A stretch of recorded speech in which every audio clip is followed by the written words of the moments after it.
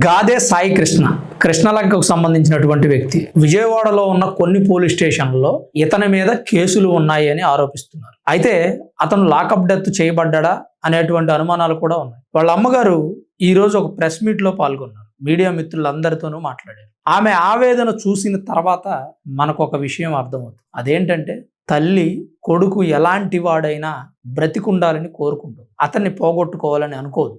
అతను తప్పు చేస్తే చట్ట ప్రకారం శిక్షించండి. అతను ఏం చేశాడనేది నాకు చెప్పండి.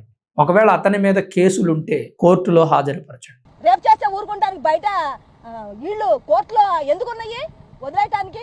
ఏ మాత్రం న్యాయం అన్యాయం ఉంటే సరిగ్గా విచారించి ఆ మాట తీసుకోమని చెప్పి నేను బాధపడను. ఇవన్నీ ఆ తల్లి మాట్లాడుతున్న మాట. కానీ ఆమె ఇంకా కన్నీళ్లు పెట్టుకుంటూ ఒక విషయం చెబుతుంది. అదేంటంటే నా బిడ్డ చనిపోయి ఉంటే అతని బూడిదైనా ఇవ్వండి, మేము 11వ రోజు చేసుకునేటువంటి కార్యక్రమాలు చేసుకుంటాం అంటారు.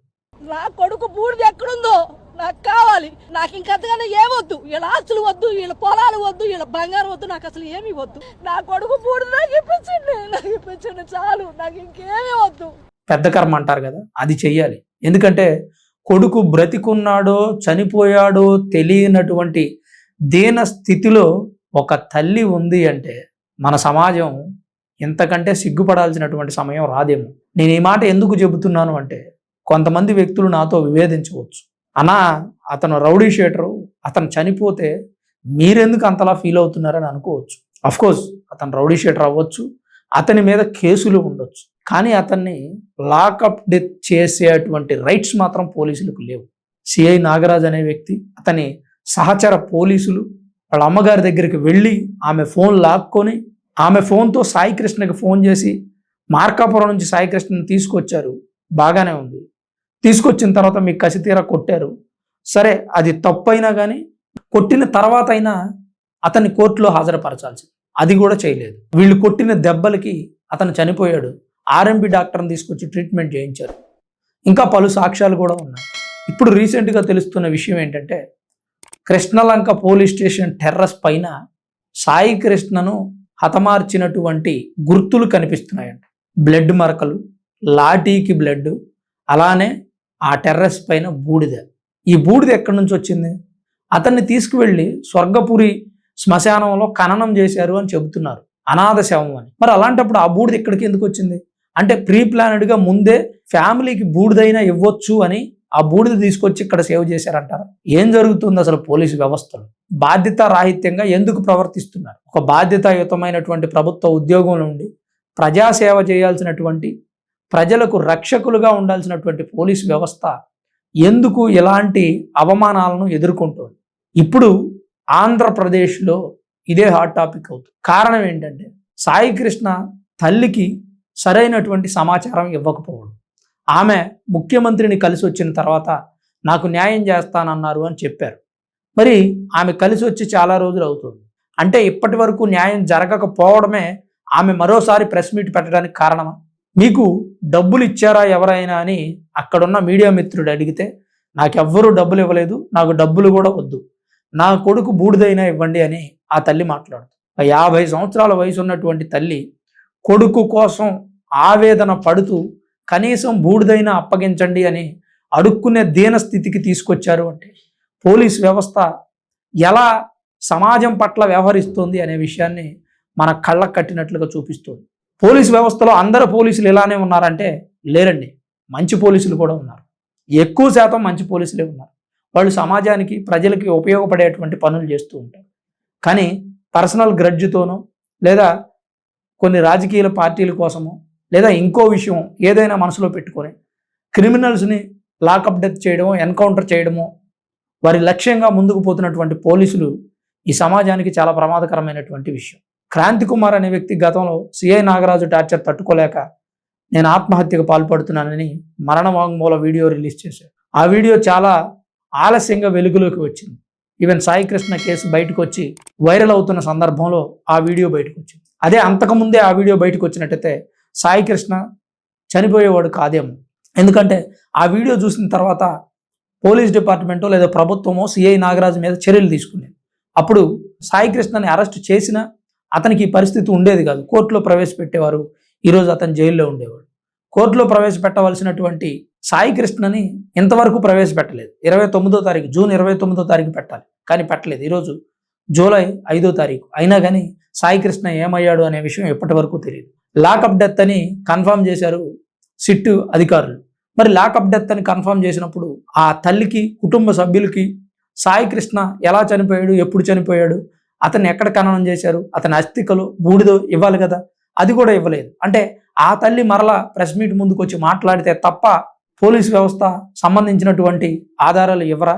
నా కొడుకు చనిపోయాడా బ్రతికున్నాడా నాకు చెప్పండి అని ఆమె అడుగుతోంది, ప్రాధేయపడుతుంది. కొడుకు బ్రతికున్నాడా లేదా అని తల్లి మరొకరిని అడుక్కోవాల్సి వస్తుందంటే పరిస్థితి ఎలా ఉందో ఆలోచించండి. ఇక్కడ నేను అతను రౌడీ షీటర్ అనే విషయాన్ని పక్కన పెట్టి మాట్లాడుతున్నాను. సగటు మనిషిగా మాట్లాడుతున్నాను, సామాన్య మానవుడిగా మాట్లాడుతున్నాను, ఓ తల్లి ఆవేదనను అర్థం చేసుకున్న వ్యక్తిగా మాట్లాడుతున్నాను. ఇక్కడ ప్రభుత్వానికి నేను యాంటీ కాదు, పోలీస్ వ్యవస్థకి యాంటీ కాదు, అలా అని చనిపోయిన రౌడీ షీటర్ సాయి కృష్ణకి సపోర్ట్ చేయట్లేదు. సమాజంలో తల్లి, మహిళ ఎదుర్కొంటున్నటువంటి అతిపెద్ద సమస్య గురించి నేను మాట్లాడుతున్నాను. ఆ తల్లికి ఈ సమాజం, ప్రజాస్వామ్యం, పోలీస్ వ్యవస్థ, ప్రభుత్వం ఎలా న్యాయం చేయగలదు అది మాత్రమే ఆలోచించాలి. ఆమె అంటుంది ఏంటంటే, నా కొడుకు బూడిద నాకు ఇచ్చేయండి, దీనికి కారణమైన వ్యక్తులని కఠినంగా శిక్షించండి, ఎక్కడా ఉపేక్షించవద్దు. అలా ఉపేక్షిస్తే నా కొడుకు లాంటి వాళ్ళు ఎంతోమంది చనిపోతారు. ఆమె అనేది ఏంటంటే, ఆ టెర్రస్ మీద ఉన్న బూడిదే నా కొడుకుదే అంటున్నారు. నా కొడుకుదని గ్యారంటీ ఏముంది? ఈ విషయం అతను చెప్పాలి. అతను ఇలా ఎంతో మందిని హతమార్చుంటాడు, వాళ్ళల్లో ఎవరిదో ఒకరు దయ ఉండొచ్చు కదా. నా కొడుకుదని నేనే ఎందుకు నమ్మాలి? చేసిన వ్యక్తి బలంగా చెప్పాలి, నేను సాయి కృష్ణని లాకప్ డెత్ చేశాను, లేదా మరొకటో లేదా ఇంకొకటో చెబితే అప్పుడు నాకు మనశ్శాంతిగా ఉంటుంది తప్ప ఈ విధమైనటువంటి డైల్మాలో నన్ను బ్రతకనివ్వద్దు, దయచేసి నాకు న్యాయం చేయండి అని చెప్పి ప్రభుత్వాన్ని, పోలీస్ వ్యవస్థని ఆమె కోరుకుంటుంది. పోలీస్ వ్యవస్థలో ఉన్నటువంటి లోపాలను సరిచేయడానికి ప్రయత్నించండి. అరెస్ట్ చేసిన 24 గంటల్లోపు ఖైదీని కోర్టులో ప్రవేశపెట్టండి. ఒకవేళ ప్రవేశపెట్టడం కుదరకపోతే ఏ కారణం చేత మీరు ప్రవేశపెట్టలేదు, ఎఫ్ఐఆర్ రిజిస్టర్ చేశారా లేదా, ఇలాంటి విషయాలనే ప్రజల ముందు ఉంచే ప్రయత్నం చేయండి. అలా జరగకపోతే భవిష్యత్ తరాల్లో పోలీసు వ్యవస్థ మీద పూర్తిగా నమ్మకం కోల్పోతారు. ఇప్పటికే పోలీసు వ్యవస్థలోకి ఉద్యోగానికి వెళ్ళాలంటే భయపడాల్సినటువంటి పరిస్థితి వచ్చింది. అది దేనికో మీ అందరికీ తెలుసు. అలానే పోలీసులు అంటే ఒక్కసారి పోలీస్ స్టేషన్ మెట్లు ఎక్కాము అంటే అదేదో పెద్ద అవమానంగా, జీవితంలో మనం సరిదిద్దుకోలేనటువంటి తప్పుగా ప్రజలు భావిస్తున్నారు. అంటే ఫ్రెండ్లీ పోలీసింగ్ ఎక్కడుంది? పోలీసు వ్యవస్థని సమాజాన్ని హింసిస్తున్నటువంటి ఒక సంస్థగా చూపిస్తున్నారా లేదా మీరే ఆ పరిస్థితి తెచ్చుకున్నారా? పోలీసులను గౌరవించాల్సిన బాధ్యత ప్రజాస్వామ్యానికి ఎలా ఉందో, ప్రజల ఆలోచనల మేరకు ప్రజాస్వామ్యాన్ని గౌరవించాల్సిన బాధ్యత, ప్రజలను గౌరవించాల్సిన బాధ్యత పోలీసు వ్యవస్థ మీద కూడా ఉంది. అతను నేరస్తుడైతే అతని మీద పెట్టాల్సినటువంటి సెక్షన్స్ పెట్టి కోర్టులో అతన్ని హాజరుపరిచి కోర్టు ద్వారా అతనికి శిక్ష వేయించాల్సినటువంటి బాధ్యత పోలీసు వ్యవస్థది. ప్రజాస్వామ్యంలో నేరాలు జరుగుతుంటే వాటిని కంట్రోల్ చేయాల్సినటువంటి బాధ్యత పోలీసు వ్యవస్థది. నేరాలు చేసే వ్యక్తిని మేము తుదముట్టి ఇచ్చేస్తామంటే అది పోలీసుల బాధ్యత కాదు, మీరు బాధ్యత రాహిత్యంగా వ్యవహరించినట్టే. సిఐ నాగరాజు లాంటి వ్యక్తుల వల్ల మొత్తం పోలీసు వ్యవస్థకే మచ్చ వచ్చేటువంటి పరిస్థితి. ఇక ఈ తల్లి జీవితంలో పోలీసు వ్యవస్థను నమ్ముతుందా? ఒక్కసారి గుర్తుపెట్టుకోండి, ఈ తల్లి కానీ, ఈ తల్లి ఇన్సిడెంట్ను చూసినటువంటి మరికొంతమంది మహిళలు కానీ పోలీసు వ్యవస్థ మీద ఎలాంటి చెడు అభిప్రాయాన్ని కలిగి ఉంటారు. మనం నిత్యం సోషల్ మీడియాలో ఫ్రెండ్లీ పోలీసింగ్ అని ఊదర కొట్టిన పోలీసులను నమ్మేటువంటి పరిస్థితి ఉంటుందా? దయచేసి మీ అభిప్రాయాన్ని తప్పకుండా కామెంట్ రూపంలో రాయండి. సాయి కృష్ణ తల్లికి న్యాయం చేసేది ఎవరు? సాయి కృష్ణకి న్యాయం చేయమని ఎవ్వడు అడగట్లా. ఎందుకంటే సాయి కృష్ణ పరిస్థితి అయిపోయింది. అతను ఎక్కడున్నాడో తెలియదు. భూమిలో కలిసిపోయాడా, బూడిదైపోయాడా, గాల్లో కలిసిపోయాడా, లేదా మరో చోట ఉన్నాడు అనే విషయం అది కాదు. అది ముగిసిపోయినటువంటి కథ. ఇప్పుడు కొత్తగా మొదలవుతున్నటువంటి కథ ఏంటంటే ఆ తల్లికి న్యాయం. తల్లికి న్యాయం ఏంటంటే కొడుకు బ్రతుకుంటే అప్పచెప్పడం. చనిపోయాడు అంటున్నారు కాబట్టి అతని బూడిద అప్పచెప్తే వాళ్ళు పెద్ద కర్మ కార్యక్రమాలు ఏవో చేసుకుంటారంట. దయచేసి సహకరించవలసిందిగా మా తరపు నుంచి కూడా రిక్వెస్ట్ చేస్తూ ఉన్నాం పోలీస్ వ్యవస్థని. మరి మీ అభిప్రాయం ఏంటి, మీరేమనుకుంటున్నారు? తప్పకుండా కామెంట్ రూపంలో రాయండి. Thanks for watching this video. This is Ram signing off sunburn studios.